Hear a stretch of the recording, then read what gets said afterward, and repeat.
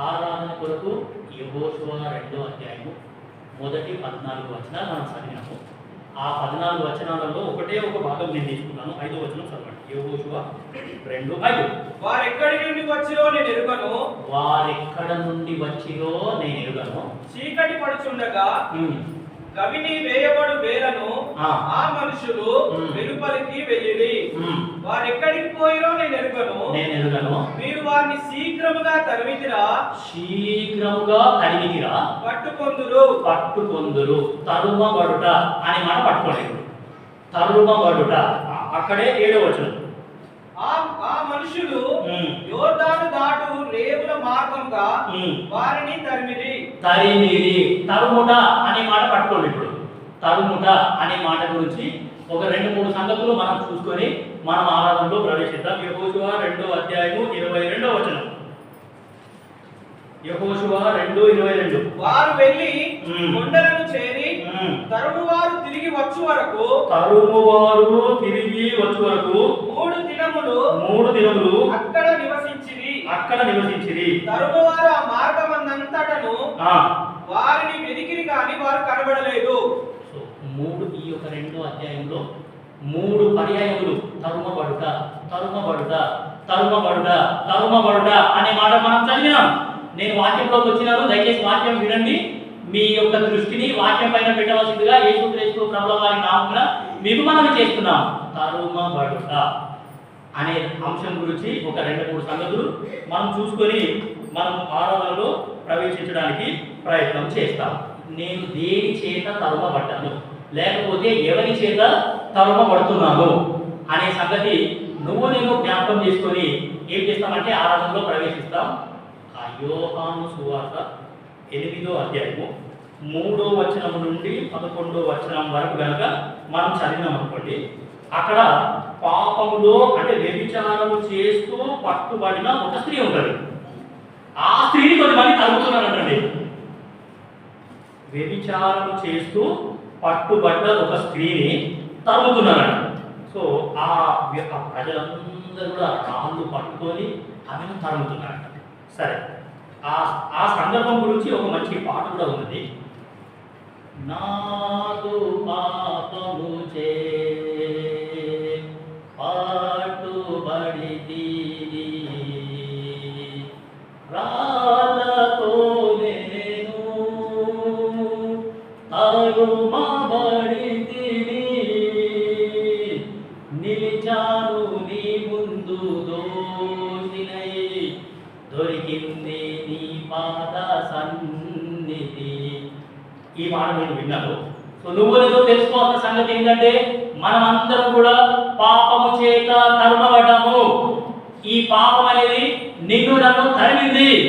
ఈ యొక్క పాపం చేత మనమంతా తరుమబడమే కాదు, మన పాపం మనల్ని పట్టుకున్నట్టు.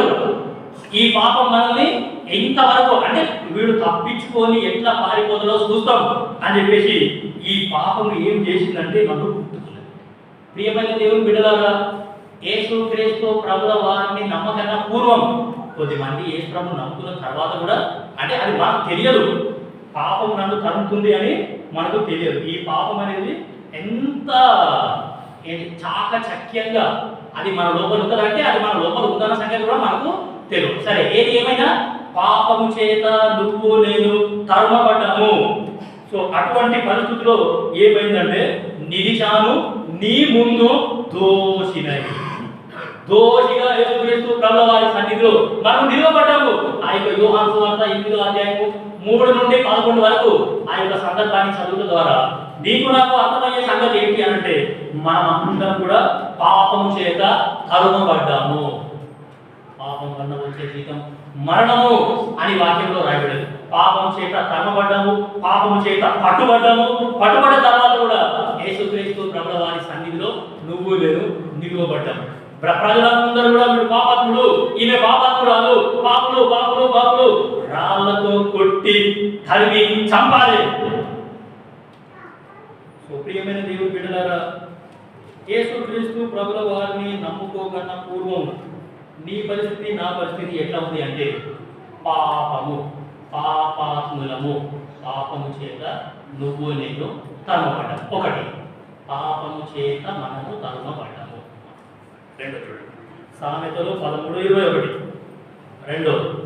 రెండోది దేని చేత మనం తరుమబడ్డాము అని అంటే సామెతలు 13:21 తీసిన వాళ్ళు చదవచ్చు. కీడు పాపులను తరుమును. అది అక్కడ వరకు కీడు పాపులను తరుమును. By birth we are sinners. పుట్టుకతోనే మనం అంతా పాపులం. ఆ పాపం మనల్ని తరిమింది. ఆ పాపం తరమడమే కాదు, ఇప్పుడు వాక్యంలో రాయబడ్డ మాట ఏంటి అంటే కీడు పాపులను తరుమును. కీడు చేత కూడా తరుమబడ్డాము. ఈ యొక్క పాపాన్ని బట్టి ఎవరికి జరగని కీడంతా కూడా మనకే జరిగింది. ఎక్కడా కూడా జరగని కీడు నా హృదయంలోనే జరిగింది, నా ఇంట్లోనే జరిగింది, నా కుటుంబంలోనే జరిగింది, నా జీవితంలోనే జరిగింది. కీడు పాపులను తరుమును అనే మాట మనం వాక్యంలో చూస్తున్నాం. ఒకటి, పాపము చేత తరుమబడ్డాము. రెండోది, కీడు చేత తరుమబడ్డాము. కీడు మీద కీడు, కీడు మీద కీడు, కీడు వెంబడి కీడు వస్తూనే ఉంది. సో కాబట్టి ప్రియమైన దేవుని బిడ్డలారా, మనమంతా ఈ యొక్క కీడు చేత తరుమబడ్డాము. ఆ యొక్క పాపం లోపల ఉన్న కారణాన్ని బట్టి ఏమి అంటే మనకు మేలు అనేది అసలు జరగదే లేదు అనే సంగతి నేను జ్ఞాపకం చేసుకుంటే చాలా అద్భుతంగా అది ఉంటుంది. సో కాబట్టి ఒకటి, పాపం చేత తరుమబడ్డాము. రెండవది, కీడు చేత మనము తరుమబడ్డాము. కీడు వెంబడి కీడు. ఇప్పుడు చూడండి, కీర్తనలు 40:12. 40వ కీర్తన 12వ. లెక్కలేని అపాయములు నన్ను చుట్టుకొని ఉన్నవి. జాగ్రత్తగా వినండమ్మా. 40వ కీర్తన 12వ వచనం మనం చదువుతున్నాం. మనం చూసే అంశం ఏంటంటే తరుమబడుట. మరి తరుమబడుట అంటే మీకు అర్థమవుతుందో కాదో కానీ, సో ఇప్పుడు ఒక పులి ఉన్నది, ఒక జింకలు తరుముతున్నది, ఎట్లుంటది? సో అట్లన్నమాట మనమంతా పాపం చేత తరుమబడ్డాము.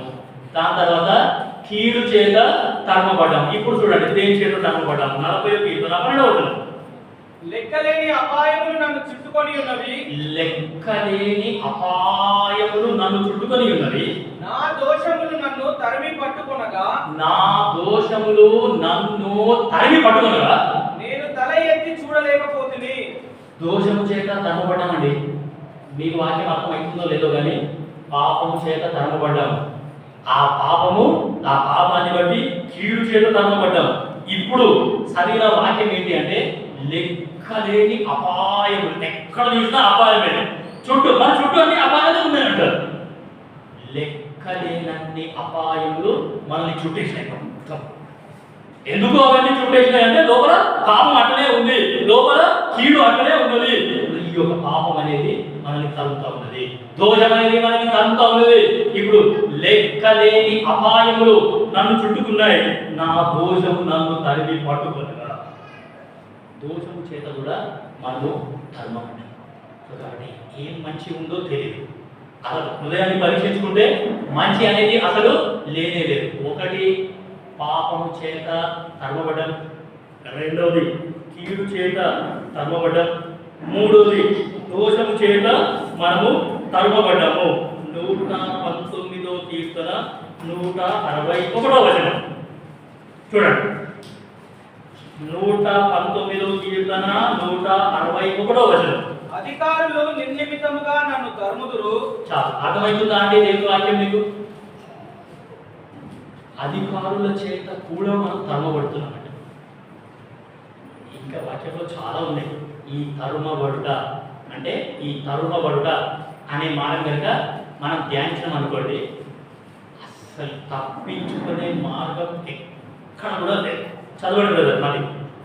అధికారులు నిర్నిమితముగా నన్ను తరుముదురు, అయినను నీ వాక్యము నా హృదయమందు నిలిచున్నది.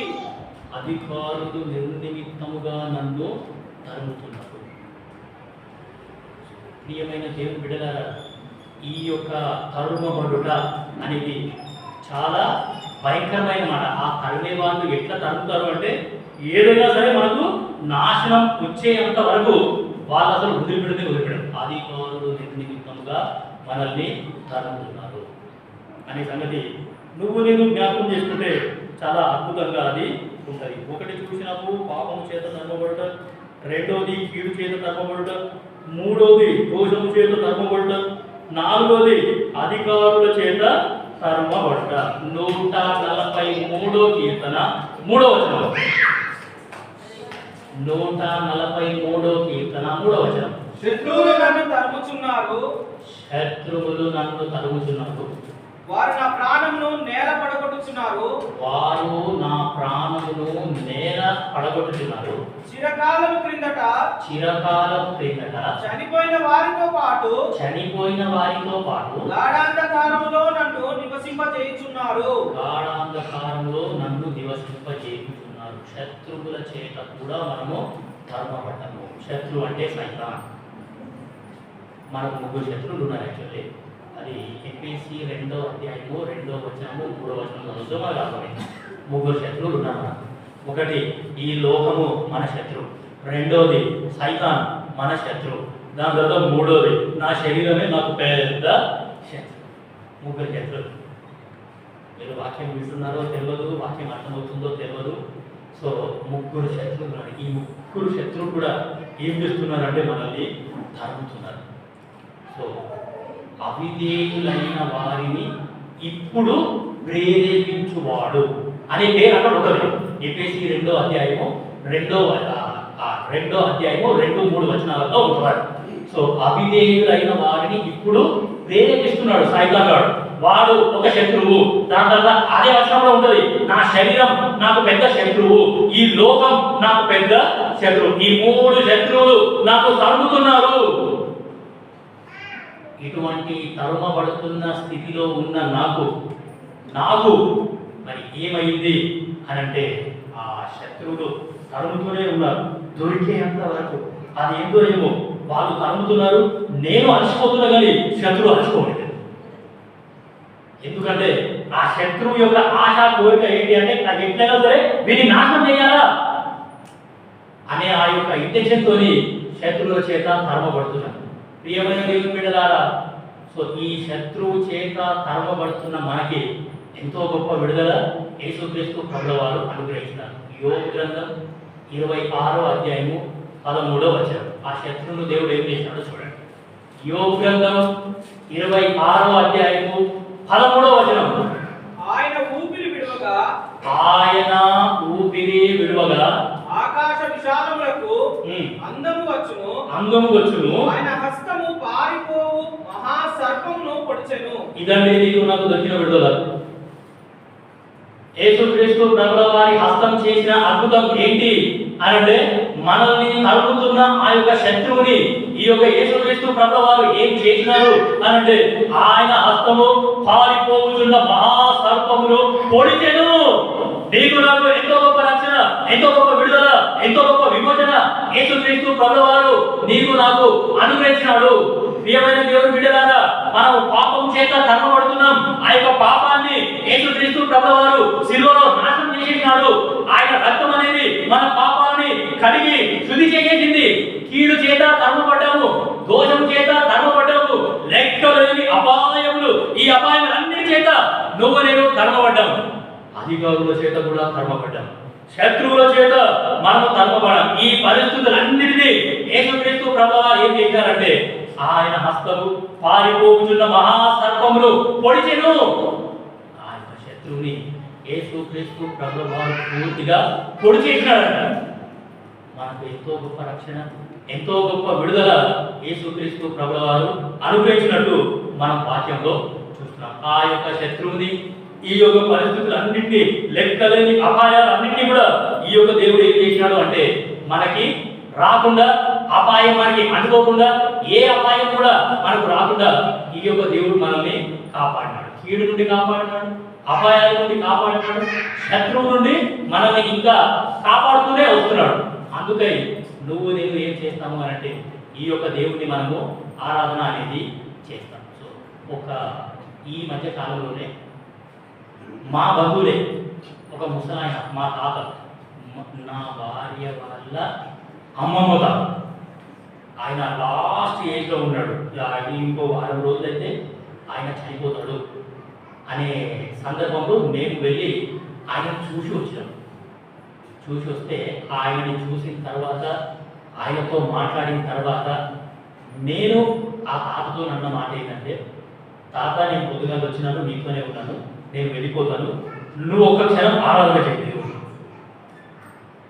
నువ్వు దేవుణ్ణి ఆరాధన చేయి అని అంటే తాత బైబిల్ తీసుకున్నట్టు బైబిల్ తీసుకొని ఆయన బైబిల్ చేతిలో పట్టుకొని ఆయనకు మోకరించడానికి రాకపోయినా ట్రై చేసినాడు, కానీ చైర్ మీదనే కూర్చొని ఆయన దేవుణ్ణి ఆరాధన చేసినాడు. ప్రభువా, నువ్వు నా కోసం చనిపోయినావు, నా కోసము ఇక్కగుట్టబడ్డావు, నా కోసము నలుగుట్టబడ్డావు, నీ దేహమంతా తున్నబడింది, రక్తం మొత్తం నా కొరకు కాచినావు, ఎంతో గొప్ప నొప్పిని, ఎంతో గొప్ప బాధని, ఎంతో గొప్ప వేదనని, ఎవరు కూడా భరించలేని నొప్పి, ఎవరు కూడా భరించలేని బాధ, ఎవరు కూడా భరించలేని వేదనని నువ్వు నా కొరకు భరించినావు ప్రభా అని కన్నీరు కాచినాడండి.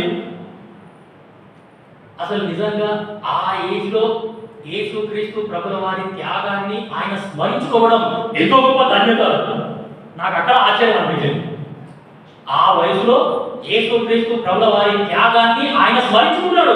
నాకు ఎంతో గొప్ప రక్షణ నువ్వు ఇచ్చినావు ప్రభా, నన్ను రక్షించినావు, తెల్లలో నాకు బాప్తిజం ఇచ్చినావు అని అన్నాడు ఆయన.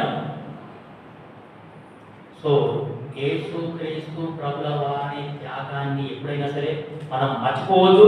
యేసుక్రీస్తు ప్రభుల వారి యొక్క గాయాన్ని ఎప్పుడైనా సరే మనం మర్చిపోకూడదు. సో కాబట్టి ఎంతో గొప్ప బాధ, ఎంతో గొప్ప వేదన యేసుక్రీస్తు ప్రభుల వారు నీ కొరకు నా కొరకు ఆయన భరించినాడు. ఎందుకు భరించినాడంటే ఆ యొక్క శత్రువుని పొడవడానికి యేసు ప్రభుకు ఇంత ప్రయాస పడాల్సి వచ్చేది. యేసుక్రీస్తు ప్రభుల వారిని మేకులకేసి సిలువ కొట్టినారు అని అంటారు, కానీ అది ఒక రకంగా నిజమే అయ్యుండొచ్చు. కానీ యోబు గ్రంథం 26వ అధ్యాయము 13వ వచనం మనం చదివినాం కదా, ఆయన హస్తము పారిపోచున్న మహాసర్పము పొడిచెను. యేసుక్రీస్తు ప్రభుల వారు ఆ యొక్క సైతానాన్ని పొడిచినాడు. సో కాబట్టి ఆ యొక్క పారిపోతున్న మహాసర్పాన్ని యేసుక్రీస్తు ప్రభుల వారు పొడిచి చంపేశాడు. కాబట్టి ఎంతో గొప్ప శిక్ష నుండి, ఎంతో గొప్ప ఉగ్రత నుండి నువ్వు నేను తప్పింపబడ్డాం. అసలు ఆ నరకానికి ఉన్న పేర్లలో ఇంగ్లీష్ బైబిల్లో ఒక పదం ఉంటుంది, బాటమ్లెస్ పిట్, అంటే అడుగు లేని స్థలము అని. Bottomless pit. ఆ నరకం అనేది ఎట్లా ఉంటుంది అంటే బాటం లేదంటుంది. దీనికి ఇప్పుడు బాటం ఉంది కదా, అడుగు. ఆ నరకానికి ఈ అడుగు లేదు, బాటమ్లెస్ పిట్. లోపలికి వెళ్తాం, ఇంకా లోపలికే వెళ్తాం, ఇంకా లోపలికే వెళ్తాం, ఇంకా లోపలికే వెళ్తాం. బాటమ్లెస్ పిట్, అడుగు లేని స్థలం. అంత భయంకరంగా అది ఉంటుంది. జిగట మన్ను.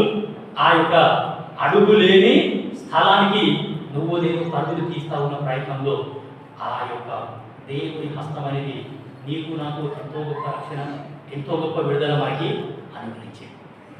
మా ప్రాంతంలో ఒక 3 రోజుల ప్రత్యేక కూడికలు జరిగినప్పుడు ఎంపీసీ ప్రార్థన మందిరంలోనే స్పెషల్ మీటింగ్స్ జరిగితే ఒకసారి వంట పరిచయంలో నాకు కిచెన్లో డ్యూటీ ఇచ్చినారు. డ్యూటీ చేస్తే వాళ్ళు వంటలు చేసే వాళ్ళకు అర్థమవుతుంది. అగ్ని పెట్టండి అని అంటే ఏం చేస్తారు, కొంచెం కిరోసినాయిలో లేకపోతే పెట్రోల్ వేసి తగలబెడతారు. మంట ఎక్కువ అవుతుంది తీసేయండి అని అంటే ఆ యొక్క కట్టెలను వెంటనే తీస్తాం. వెనక్కి తీసుకుంటే నిప్పులు వచ్చి కాలు మీద పడుతూ ఉంటాయి. ఒకసారి ఆ నిప్పులు కాలు మీద పడితే మీకు తెలుసో తెలియదు, కానీ నాకైతే అనుభవం. ఆ మంట దగ్గరికి వెళ్ళాలన్నా ఎంతో వీ కెన్ ఫీల్ అది, ఆ వేడి అనేది ఎట్లుంటుంది అనేది మనకు అర్థమవుతుంది. అగ్ని పెట్టేటప్పుడు ఫస్ట్ పొగనే వస్తుంది. ఆ పొగ ఒకసారి కళ్ళకు పోయినట్టు ఎంత మంట ఉంటుందో కదా, చాలా భయంకరమైన మంట అనేది ఉంటుంది. సో కాబట్టి ఆ నిప్పులని వెనక్కి తీస్తూ ఉంటే, ఆ కట్టెలను వెనక్కి తీస్తూ ఉంటే నిప్పులు వచ్చి నా కాళ్ళ దగ్గరికి వచ్చి నా కాళ్ళ మీద పడితే హృదయంలోనే నేను దేవుని ఆరాధన చేశానండి. ప్రభువా, నువ్వు నాకు ఇచ్చిన రక్షణ ఎంత గొప్పది, నువ్వు నాకు ఇచ్చిన రక్షణ ఎంత విలువైనది, ఎంత గొప్ప రక్షణ నువ్వు నాకు ఇచ్చినావు. హృదయంలోనే నేను దేవుణ్ణి ఆరాధన చేశాను.